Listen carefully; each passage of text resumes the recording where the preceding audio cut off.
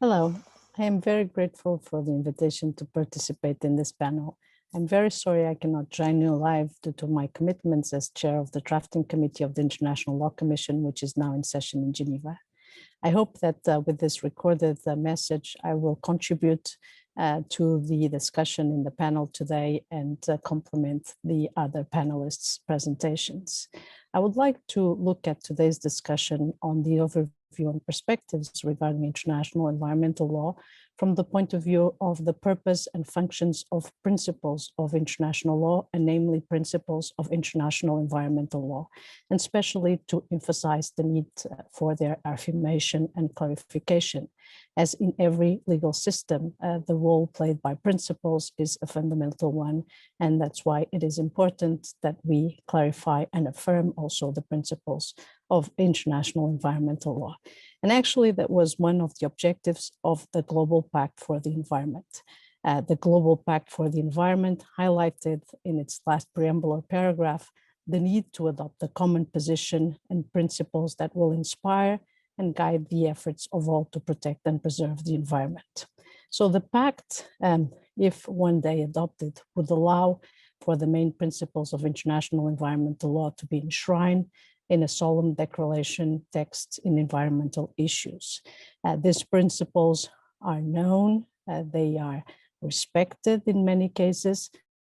but they still need to be further clarified and harmonized. And this was something that in the sequence that started with the process of the Global Pact for the Environment, this was something that was also highlighted in the report of the UN Secretary General on gaps in international environmental law. This report stressed the importance of clarification and enforcement of principles of international environmental law. In fact, this report that is document A/73/419 said specifically that international environmental law and its effective implementation could be strengthened through actions as the clarification and enforcement of principles of international environmental law.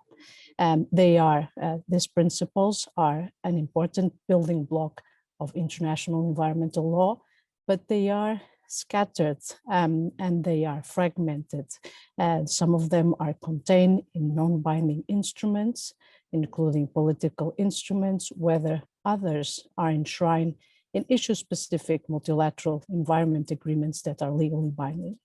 Although some of them, because they are enshrined in such legally binding instruments, they are confined to those particular multilateral environmental agreements, and some of them are also of a regional nature and not a universal nature. So it would be important in the view of this report to clarify such principles in order to help to unify this current sectoral approach. In the words of the report, a comprehensive and unifying international instrument that will clarify the principles of international environmental law would contribute to making them more effective and strengthen their implementation. When we look at those principles, what are we talking about? I mean, we're talking about well-known and well-established principles such as the principle of prevention, precaution, polluter pays, the question of access to information and participation in decision-making and access to environmental justice, the principle of cooperation, but also new principles that are probably still developing, such as the right to a clean and healthy environment, the question of common but differentiated responsibilities, and the principles of non-regression and progression. So these principles, they're not all at the same stage of development, but it would be very interesting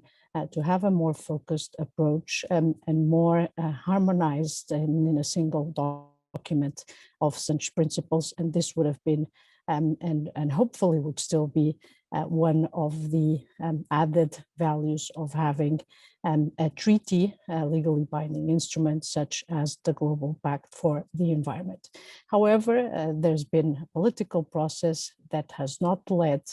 at the moment to the necessary consensus to go forward to a legal binding instrument such as the one envisaged by the Global Pact for the Environment. In fact, after a process that took place between 2018 and 2019, the end result was the adoption of a UN resolution 73333 that envisages rather a political declaration, the adoption of a political declaration in 2022 at the United Nations high-level meeting that will mark the important anniversaries that will be commemorated in 2022, such as the 50th anniversary of the 1972 Stockholm Declaration and the creation of the United Nations Environmental Programme. And in this resolution, in the recommendations that are next to the resolution, there is a paragraph 8, that recognizes the role of discussions on principles of international environmental law and in enhancing the implementation of international environmental law, also noting the work of the International Law Commission on General Principles of law. Here, and also as a member of the International Law Commission, I wanted to put in a word of caution because the work of the International Law Commission on General Principles of law will deal mostly with general principles that are common to domestic legal systems. Of course, it will look also into the general principles that might be formed within the international legal system, and in the work carried out so far, international environmental law, also alongside with, for example, international humanitarian law, has been identified as a proeminent example of a field where there have been international legal principles that have developed in the international legal system, such as, and that's one of the examples that has been given, the polluter pays principle. However, the goal of the International Law Commission work is not to produce a list of such principles, as it would be the case of the Global Pact for the Environment, or of a dedicated, or at least part of a dedicated the political declaration on this issue. And the work of the ILC will rather produce a guide for the identification of such principles, but it will not address the principles as such and their content and their scope and application. So it's still an important idea to use the momentum now, and especially the momentum for a political declaration in 22 to clarify the principles of international environmental law that we discussed before. Of course, when we look at such a political declaration legally, it's not binding. It would be an instrument of soft law, but still soft law has the potential to play an important role, and to use the words of Professor Ann Peters, a soft law can be pre-law, can be para-law, or can be law plus. So it has a potential, for example, then to develop into customary international law. It has the potential also to be preparatory work for a subsequent treaty. So I think it will be very important to keep this discussion alive, even if now focusing on a political declaration, and to look at other very well-known examples. For example, the resolution 2625 of 1970 that has now completed 50 years.